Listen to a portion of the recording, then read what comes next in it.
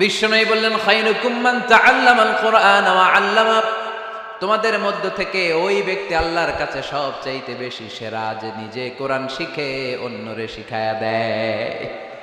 আপনি কোরআন শিখলে আপনি সেরা, আবার আপনি যদি শিখায়া দেন তবেও আপনি সেরা।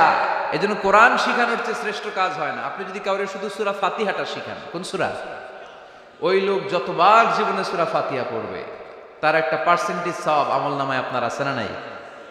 আবার ওই লোক যদি কাউরে এই সূরা ফাতিহাটা শিখায়, আবার যারে শিখালে এ যদি আবার আরেকজনকে শিখায়, এভাবে যতজনকে শিখাবে প্রত্যেকের সওয়াব থেকে একটা পার্সেন্টেজ সওয়াব আপনার আমলনামায় দিয়ে দিবে কে?